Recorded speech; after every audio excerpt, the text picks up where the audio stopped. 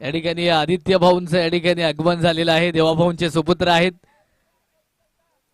धावफलकावरती धाबा जर इथे आपण पाहिलं तर तब्बल 10 धाबाच्या मात्र धावफलकावरती.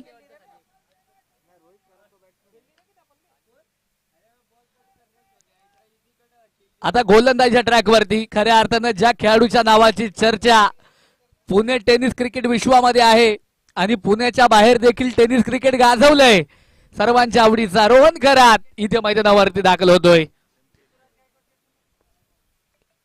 एमपीएल ची स्पर्धा देखील बोटांच्या केमेनं गाजवली होती या रोहननं. फिंगर रोल करतोय इथे गोलंदाजी करतोय. सुंदर गोलंदाजी आपण इथे रोहनची पाहतोय. धावफलकावरती धाबा आहे तिथे 10 धाबाच्या मात्र धावफलकावरती. एका बाजूने आपण अजिंक्य यांना पाहतोय. अजिंक्य यांच्या जोडीला इथे हर्ष यांना पाहतोय. या वेळेचा चेंडू इथे मात्र सुरेख आहे. काय सुंदर चेंडू, कमाल धमाल बेमिसाल. फिरकीचा जादूगर मधून या खेळाडूची ओळख आहे.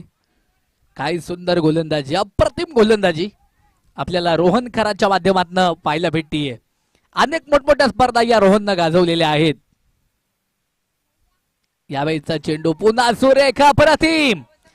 मित्रांनो, तुम्हाला रोहन खराची गोलंदाजी इथे जर आवडली असेल तर त्या रोहन खराच्या गोलंदाजीसाठी एकदा जोरात टाळ्या झाल्या पाहिजेत. काय अप्रतिम गोलंदाजी तो मैदानावरती करतोय. 3 चेंडू लागोपाठचे निर्धाव आपण पाहिलेत, डॉट आपण पाहिलेत. धावफलकावरती धावा स्थिर, 10 धावा धावफलकावरती आहेत. 10 या अंकाला खूप सारं महत्व आहे.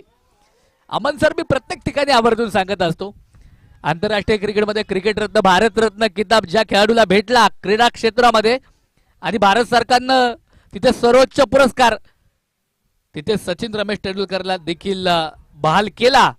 भारत रत्न हा किताब. सचिन रमेश तेंडुलकरचा जर्सी क्रमांक किती आहे? 10.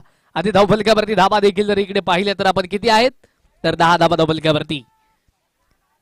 4 फलंदाज बाद, 10 धाबा धावफलकावरती. षटक क्रमांक इथे तिसरं मार्गस्थ आहे.